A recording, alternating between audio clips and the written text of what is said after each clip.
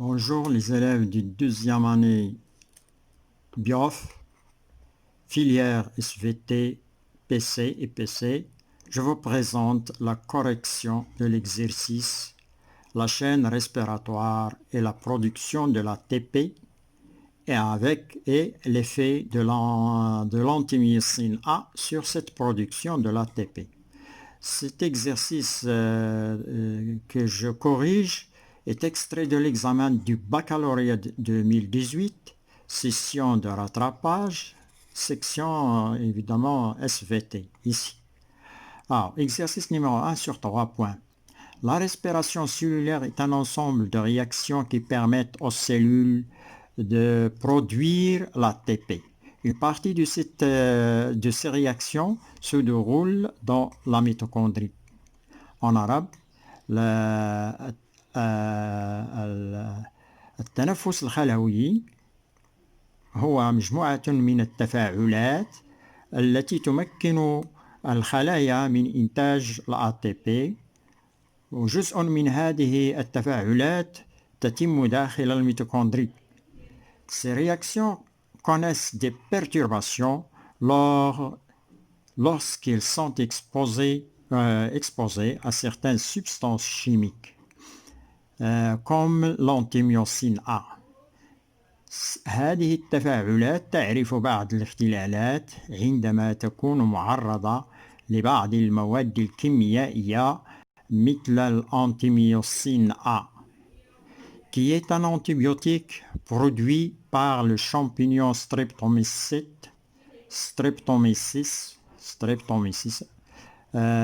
Donc point. هذا الانتيميوسين A هو مضاد حيوي un antibiotique مضاد حيوي produit ينتجه الفطر Streptomyces. L'utilisation de l'antimyocine A, ici, l'utilisation de l'antimyocine A, donc je dois ajouter ici l'antimyocine A,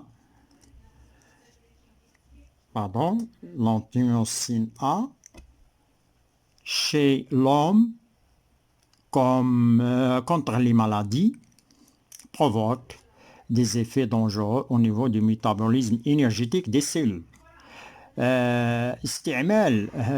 استعمال الأنتيميوسين A عند الإنسان ضد الأمراض يؤدي إلى انعكاسات خطيرة أو تأثيرات خطيرة على مستوى الاستقلاب الطاقي للخلية. Alors, point. Pour déterminer l'effet de l'antimyocine A sur le métabolisme énergétique cellulaire des cellules, on propose les données suivantes. Le premier donné, on va le lire par la suite. Pour déterminer لتحديد تأثير الأنتيميوسين A على الاستقلاب الطاقي للخلايا أو الخلوي، الاستقلاب الطاقي الخلوي، نقترح المعطيات التالية. المعطى الأول، la donnée numéro 1. La donnée numéro 1. On ajoute une suspension des mitochondries au milieu 1 et 2 saturés d'oxygène et contenant ADP et PI. Le pH des deux milieux est maintenu stable à 7,5. Alors, المعطى الأول on ajoute نضيف محلول عالق من الميتوكوندريات إلى الوسطين 1 و 2 المشبعين بالأكسجين والمحتويان الذي يحتويان على الADP API والPH للوسطين مستقر في 7.5. Dans le milieu 1, on suit l'évolution. Donc voilà les milieux 1 et 2. Qu'est-ce qu'elles contiennent? Elles contiennent une suspension de mitochondries. Ils sont saturés d'oxygène, donc ils présentent l'oxygène, une suspension de mitochondries, de l'oxygène, ADP plus PI, le pH est maintenu à 7. Voilà. Alors, qu'est-ce qu'on fait dans chaque milieu? Ici, dans le milieu 1, on suit l'évolution de la concentration de l'oxygène et de l'ATP avant et après l'ajout de l'acide pyruvique. Donc, dans le milieu 1, on ajoute l'acide pyruvique. Le document 1, figure A, présente les résultats obtenus. في الوسط الواحد نتتبع تطور تركيز الأكسجين والATP قبل وبعد إضافة حمض البيروفيك. والوثيقة واحد الشكل A présente les résultats obtenus. شكل A تمثل النتائج المحصل عليها. Dans le milieu 2, on suit l'évolution. Donc ici, on suit l'évolution de l'oxygène et de l'ATP. Ici, dans le milieu 2, on suit après l'ajout de l'acide pyruvique. Dans le milieu 2, on suit l'évolution de la concentration de dioxygène avant et après l'ajout de l'acide pyruvique. C'est la même chose au temps T1, mais ici, on ajoute la substance antimyocène A au temps T2, la figure B du document 1 présente les résultats obtenus. في الوسط الثاني نتتبع تطور تركيز الأكسجين أو ثنائي الأكسجين قبل وبعد إضافة الحمض البيروفيك. نفس الشيء، إضافة حمض البيروفيك، ولكن إضافة الحمض البيروفيك في أوتون T1 في الوقت T1 وإضافة المادة الأنتيميوسين A في الوقت T2 والشكل B في الوثيقة من الوثيقة واحد تمثل النتائج المحصل عليها. Voilà, donc le milieu 1, voilà, dans ce milieu, on suit l'évolution de l'oxygène et de l'ATP après l'ajout de l'acide pyruvique. Ici, vous avez absence d'acide pyruvique lorsqu'il a été complètement utilisé. Ici, vous avez la courbe d'oxygène, la courbe de l'ATP. Dans le milieu 2, qui est toujours le même milieu, mais on ajoute l'acide pyruvique et l'antimyocine A, à un temps T1 l'acide pyruvique, à un temps T2 l'antimyocine A, l'ajout de l'antimyocine A à T2. Voilà les documents. Donc le document 1, figure B, le document A1, figure A. Donc,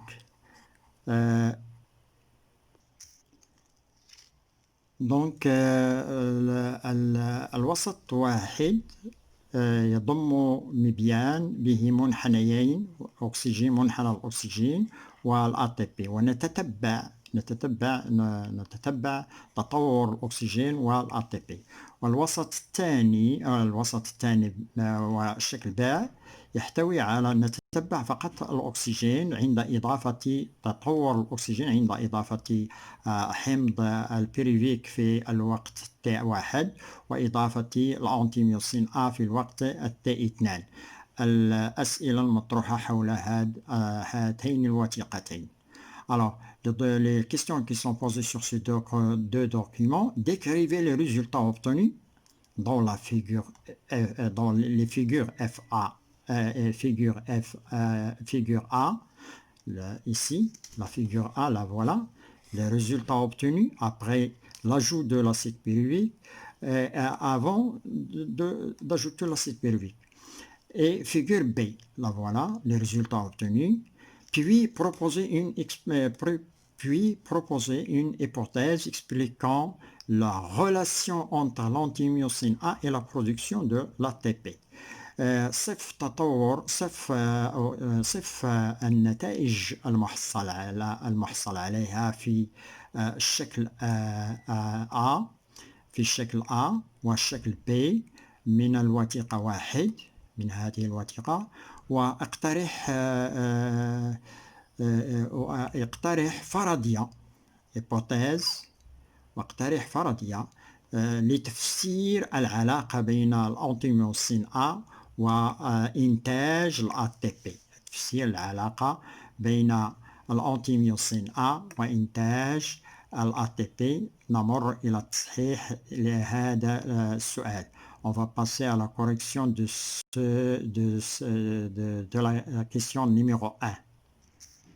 Alors, la réponse, description de la figure A. Avant l'ajout de l'acide pyruvique à la suspension, avant l'ajout de l'acide pyruvique à la suspension du milieu 1, voilà, le milieu 1, ici, figure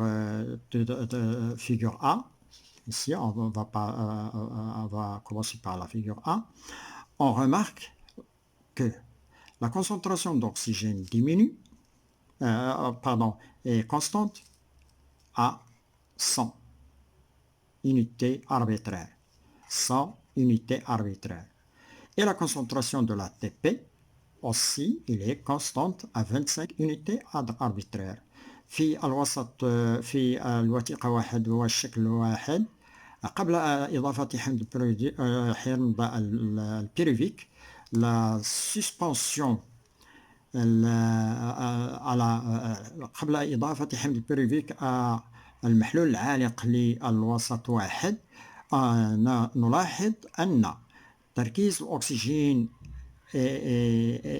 كان مستقرا أو ثابتا في 100 وحدة اصطلاحية وتركيز ال ATP كان مستقرا كذلك في 25 وحدة اصطلاحية. Donc, maintenant, après l'ajout de l'acide pyruvique, ici je vous montre, je ne veux pas revenir après, donc on a dit ici, les deux substances ici dans le milieu 1 restent constantes avant. Maintenant, après, l'oxygène va diminuer et l'ATP augmente. Puis, ils vont être constants après absence de l'acide pyruvique. Voilà, après l'acide pyruvique. C'est ce que vous allez dire ici. L'ajout de l'acide pyruvique, après l'ajout de l'acide pyruvique, la concentration d'oxygène a diminué jusqu'à épuisement de l'acide pyruvique du milieu et reste constant. Il a diminué jusqu'à épuisement. Voilà. La concentration de l'oxygène diminue jusqu'à épuisement. Lorsqu'il est absent, ça veut dire qu'il a été utilisé. Il reste constant. Voilà, il reste constant à peu près 45 unités constant à 45 unités arbitraires. La concentration de l'ATP augmente. Ici, vous avez l'ATP qui augmente après l'ajout de l'acide pyruvique. La concentration de l'ATP augmente et reste constant lorsqu'il a disparu, lorsqu'il a été utilisé l'acide pyruvique, l'ATP reste constante. Donc, la concentration de l'ATP augmente jusqu'à épuisement de l'acide pyruvique et se stabilise. Il va devenir stable. Description, maintenant, on va passer à la description de la figure B. Donc, la figure B, avant l'ajout de l'acide pyruvique. Il y a une seule composante ici, celle-ci, la figure B. La voilà, la figure B, document 1. Et ici, la concentration de l'oxygène avant l'ajout de l'acide pyruvique à T1, il est presque constant. Après l'ajout, il diminue. Après l'ajout de l'antimyocine, elle reste en même temps constant. C'est constant, presque constant, on va le considérer constant. Alors, description de la figure. Avant l'ajout de l'acide pyruvique, la concentration d'oxygène a connu une faible diminution. Une faible diminution ou bien il est resté constant. Après l'ajout de l'acide pyruvique à T1, ici, après l'ajout pyruvique à T1, la concentration d'oxygène diminue fortement et après l'ajout de l'antimyocine A, sa contraction reste constante. La contraction de l'oxygène, sa contraction, c'est-à-dire reste constante. Hypothèse. Hypothèse expliquant la relation entre l'antimyocine et la production de l'ATP est la suivante. Donc, dans la question, on vous a demandé de proposer une hypothèse expliquant la relation entre l'antimyocine A et la production de l'ATP. Alors, l'hypothèse est la suivante.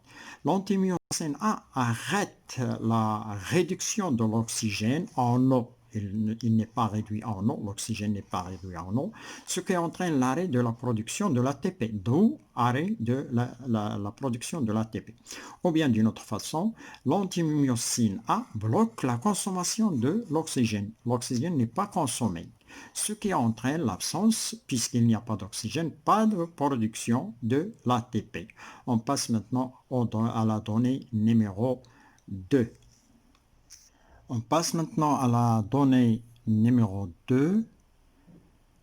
La donnée numéro 2, la membrane interne de la mitochondrie est formée d'un ensemble de complexes protéiques constituant la chaîne respiratoire, et le document 2 montre la séquence des réactions d'oxydoréduction réalisées au cours du transfert des électrons dans la chaîne respiratoire.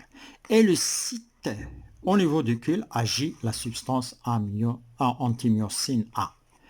المعطى الثاني الغشاء الداخلي للميتوكوندري مكون من مجموعة من المركبات البروتينية التي تكون السلسلة التنفسية والسلسلة التنفسية والوثيقة 2 تبين تسلسل التفاعلات أكسدة اختزال التي تتم خلال انتقال الإلكترونات في السلسلة التنفسية، وكذلك موقع تبين موقع الذي تؤثر فيه المادة l'antimyocine A.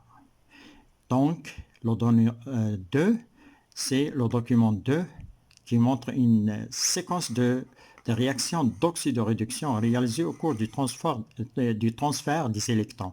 Le transfert des électrons ici, le transfert avec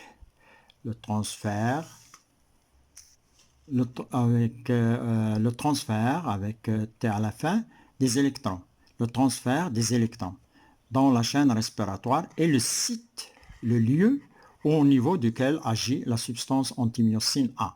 Regardons ce document, on va le regarder. Voilà le document. Le document 2, il est constitué, c'est presque comme un graphe. Vous avez deux axes. Ici, le sens du transfert des électrons, c'est-à-dire les électrons vont se transformer. Voilà la chaîne respiratoire. Elle est constituée d'un ensemble de complexes, complexe 1, complexe 2, complexe 3, complexe 4, et les transporteurs d'électrons mobile Q et C, voilà, Q est situé entre 2 et 3 et C est situé entre 3 et 4.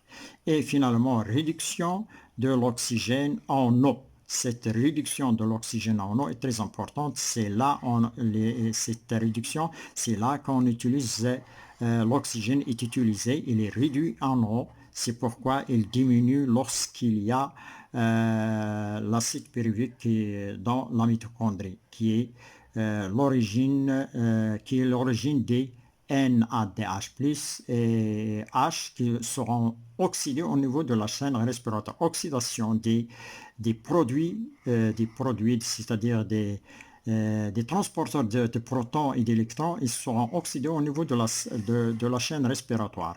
Et FADH2 qui a été produit par le cycle de Krebs, il sera oxydé, réoxydation du transporteur de protons et des électrons au niveau de la chaîne respiratoire. C'est ici que se réalise cette réoxydation et les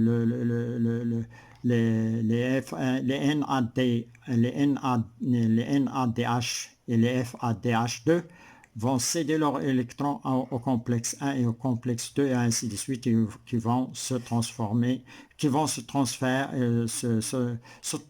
qui vont passer d'un complexe à l'autre jusqu'à le quatrième où il y a une réduction de l'eau. Vous avez ici le potentiel d'oxydoréduction. Qu'est-ce que ça veut dire le potentiel d'oxydoréduction?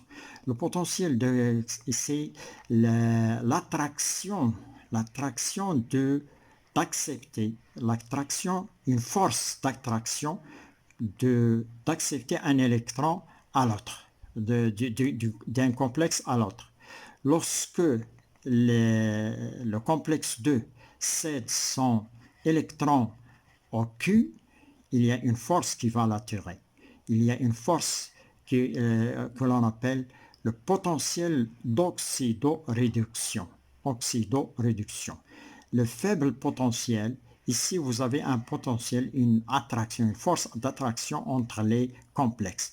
Le complexe 3 a une force plus grande que celle de 2 et 2 est plus grande que celle de 1 et ainsi de suite. S'il y a une relation entre 1, mais ici 1 et 2, ce sont les débuts de la chaîne respiratoire. Bien, alors en arabe, هنا هذا المبيان على شكل مبيان يظهر اتجاه انتقال الإلكترونات في السلسلة الغذائية في السلسلة التنفسية هنا انتقال الإلكترونات يكون بواسطة القوة التي يمتلكها المركب 3 تكون كبيرة. قوة جذب الإلكترون، قوة جذب الإلكترون تكون أكبر من المركب الثاني، وهكذا ذلك. وقوة جذب الإلكترون من طرف المركب الثالث يكون أكثر. وهذه القوة عندما يجذب الإلكترون من المركب 3 إلى المركب 4 يمر الهيدروجين من الماتريس إلى الحيز الغشائي. هنا الحيز الغشائي، هذه القوة هي التي تفتح المجال انتقال الإلكترونات، هو الذي يفتح المجال لضخ الهيدروجين من الماتريس إلى الحيز البيغشائي. وهنا في الحيز البيغشائي يتكون من المال البروتوني الذي يعود عبر سنراه في الرسم الذي سيأتي. هنا قوة بوتنسيال جهد أكسدة اختزال، وهنا قوة أو اتجاه الإلكترونات. On va voir maintenant les questions qui sont posées sur ce document. Deuxième question, en exploitant les données du document 2, c'est ce qu'on a expliqué un petit peu, on a analysé le document 2, ici vous avez le document 2.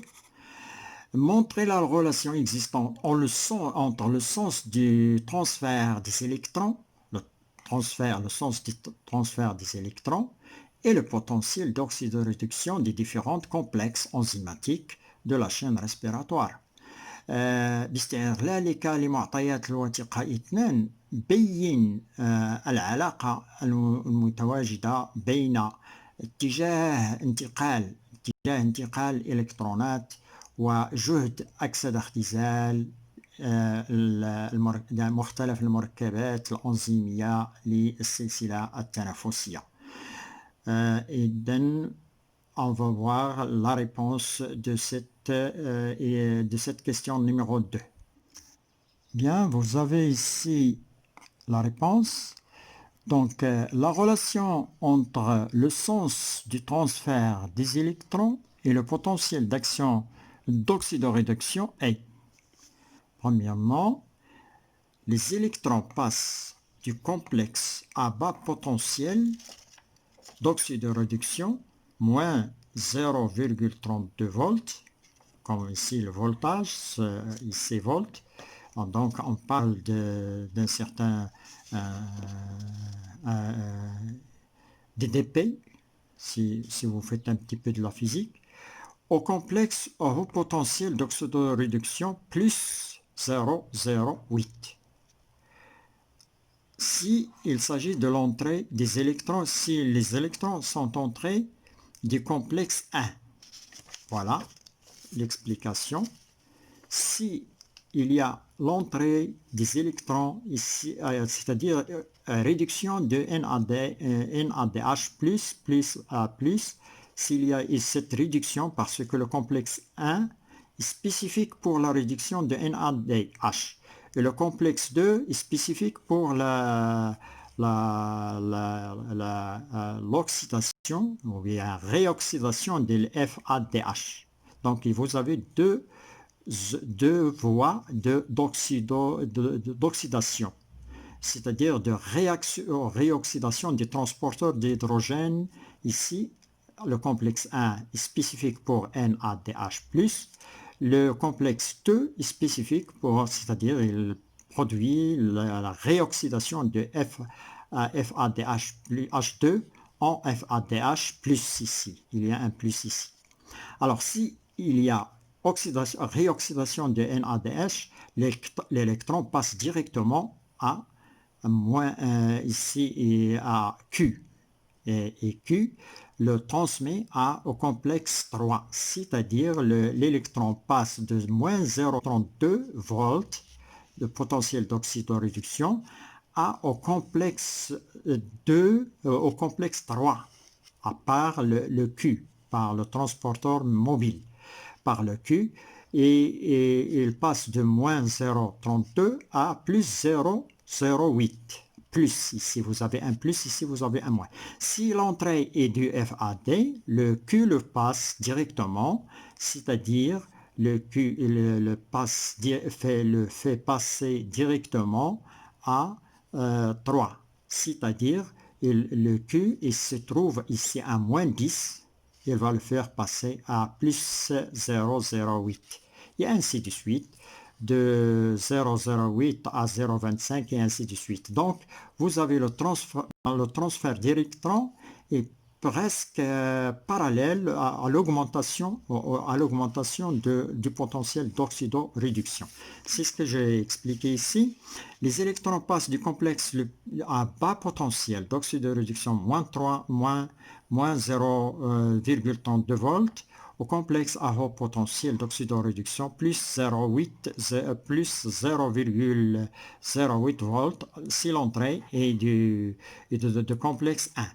Si l'entrée est du complexe, c'est l'entrée des électrons et du complexe 3, les électrons passent du potentiel d'oxydoréduction moins 0,10 volts au complexe 3, pardon, ici 2, ici 2 au complexe 3, d'oxydoréduction plus 0,08 et ainsi de suite jusqu'à la fin des électrons, jusqu'à la fin, jusqu'à l'accepteur, jusqu'à l'accepteur final des électrons qui est l'oxygène et des protons aussi qui est l'oxygène. On passe maintenant en arabe. الإلكترونات تنتقل من المركبات ذات الجهد استقلاب، ذات الجهد اختزال أكسد اختزال، ذات جهد أكسد اختزال ناقص الأدنى، ذات جهد أكسد اختزال الأدنى ناقص 0.32 فولت إلى المركبات ذات جهد اكسد اختزال أعلى زائد 0.08 فولت. إذا كانت الدخول الإلكترون من المركب واحد، وإذا كان دخول الإلكترونات من المركب 2 فإن الإلكترون يمر إلى الجهد أكسد اختزال من ناقص 0.10 فولت إلى من المركب الثاني إلى المركب الثالث الذي جهد أكسد اختزاله زائد 0.08 فولت. وهكذا ذلك إلى المتقبل الأخير للإلكترونات والبروتونات الذي هو الأكسجين. On passe maintenant à la question B. On va voir l'énoncé. La question B énoncé B. Expliquer l'effet de l'ajout de l'antimyocine A sur la concentration de dioxygène. Le document 1, figure B. Alors, si je reviens sur le document 1, figure B, vous avez ici le document 1, figure B. Qu'est-ce que vous devez expliquer? Expliquer l'effet de l'ajout de l'antimyocine, lorsqu'on ajoute l'antimyocine sur la concentration du dioxygène, document 1, figure B. Alors, l'ajout, l'effet, c'est que lorsqu'on ajoute l'antimyocine A, la concentration de l'oxygène reste constante. Qu'est-ce que ça veut dire reste constante? Il ne sera pas utilisé. Il ne sera pas utilisé. Il devient inutilisable. C'est-à-dire arrêt de la respiration cellulaire. C'est-à-dire pas de fonctionnement au niveau de la chaîne respiratoire. C'est-à-dire pas de production de l'ATP. Alors, on passe maintenant à la réponse. Voilà. Alors, la réponse, l'effet de l'ajout de l'antimyocine A sur la concentration de dioxygène s'explique par le fait que l'antimyocine A arrête la réduction de l'oxygène, en H2O, c'est-à-dire dans la respiration. C'est-à-dire ici, si je reviens ici, il arrête le transfert ou bien il arrête le transfert d'électrons qui vont réduire l'oxygène en eau. Si nous sommes ici, dans la chaîne respiratoire, ce qui entraîne une concentration constante de l'oxygène. Pourquoi l'oxygène est resté constant? Il n'est pas utilisé, il n'est pas consommé, c'est-à-dire il ne sera pas réduit. Qui va le réduire? Le transport d'électrons. L'accepteur n'a pas accepté d'électrons parce que l'antimyocine a arrêté le transport d'électrons, d'où il n'est pas réduit. C'est ce que j'ai dit ici. Arrêt de la réduction de l'oxygène en H2O dans la chaîne respiratoire qui entraîne une concentration de l'oxygène 2. تأثير هنا تأثير إضافة الأنتيميوسين على تركيز الأكسجين يمكن تفسيره بأن الأنتيميوسين يوقف اختزال الأكسجين إلى الماء في السلسلة الغذائية، الشيء الذي يؤدي إلى ثبات تركيز الأكسجين. Le document 3. On passe maintenant au document 3, on va le lire sur la correction évidemment. Le document 3 ci-dessus, celui-là, présente un schéma du mécanisme de la synthèse de l'ATP dans la membrane interne de la mitochondrie. Voilà, le schéma, il est devant vous. C'est un schéma qui montre comment se produit la production de l'ATP. Vous l'avez ici.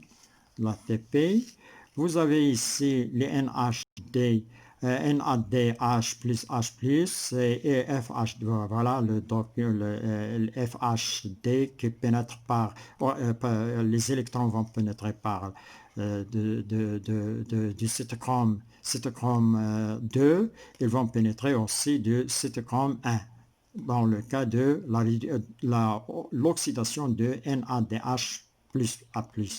Lorsque il y a un transport d'électrons, comme je l'ai expliqué, il y a pompage d'électrons, pompage des protons H+, de la matrice vers la membrane intermembranaire, ce qui provoque un gradient de protons. Un gradient proton. Qu'est-ce que ça veut dire, gradient proton? C'est-à-dire augmentation de la concentration des protons H+, dans la matrice dans l'espace intermembranaire que dans la matrice. Ici c'est faible, ici la concentration est plus grande, ce qui entraîne ce gradient entraîne une force, c'est ce qu'on appelle une énergie qui va faire revenir les H+ par les pédoncules sphérés ou bien par la TPA synthétase. Voilà la TPA synthétase qui va, lorsque les protons traversent la TPA synthétase ou bien les pédoncules sphérés, il va y avoir une phosphorylation d'ADP qui a été dans le milieu, plus P en ATP, c'est-à-dire il va y avoir synthèse de l'ATP. On passe maintenant aux questions qui sont posées sur le document. Vous voyez ici la membrane, ici vous avez la membrane intermitochondriale, vous avez le enzyme C ou bien le coenzyme C, le transporteur mobile QIC et le transfert des électrons. En vous aidant du document 2 et 3, expliquez l'effet de l'antimycine sur la production de l'ATP.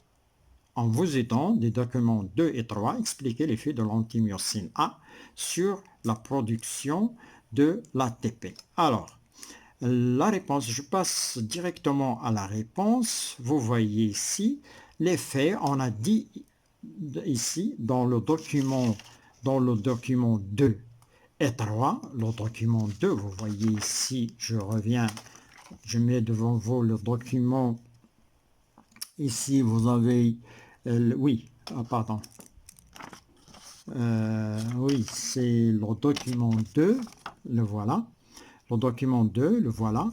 Vous avez ici l'antimyocine inhibition du complexe enzymatique 3. Inhibition. Qu'est-ce que ça veut dire inhibition? Arrêt de transfert d'électrons. Arrêt de transfert d'électrons du complexe 2 au complexe 4. Parce qu'il y a inhibition ici. C'est l'arrêt de transfert d'électrons. Donc, voilà, 3 ici, transfert d'électrons, il n'y a pas de transfert d'électrons, d'où il n'y a pas de pompage d'électrons, des protons de la matrice vers l'espace intermembranaire.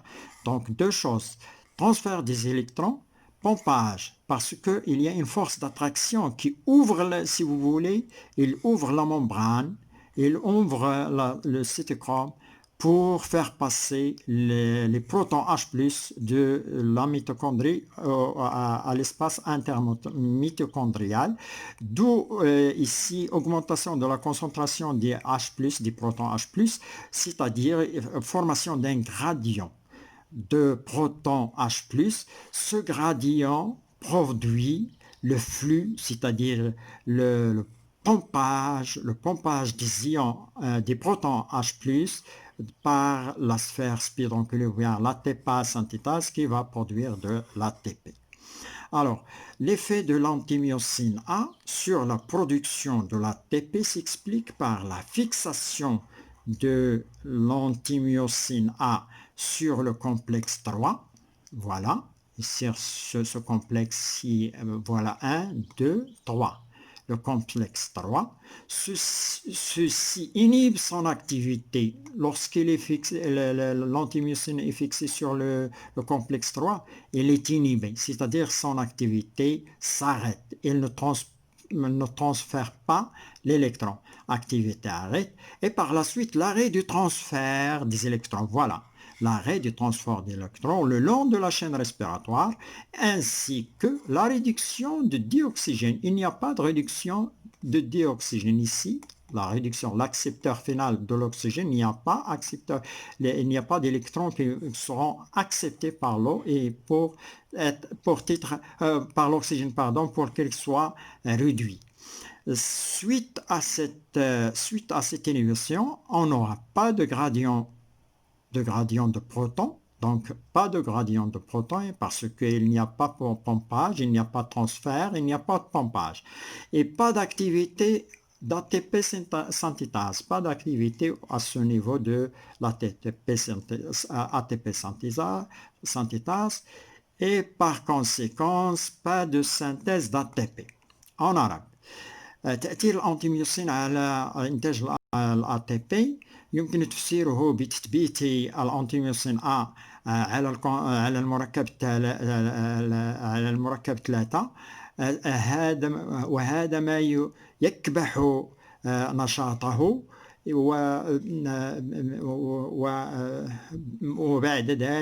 وبعد ذلك توقف انتقال الإلكترونات في السلسلة التنفسية وعدم اختزال الأكسجين إلى ماء وعدم اختزال الأكسجين على الماء واتباعا لهذا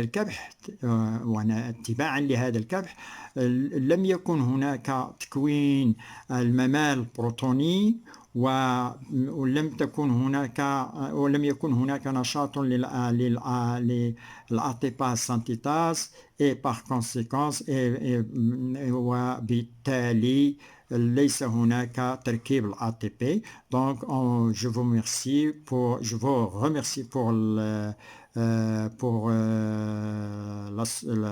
la suite de cette vidéo et merci pour vous. On se retrouve dans une deuxième vidéo, dans une autre vidéo et merci.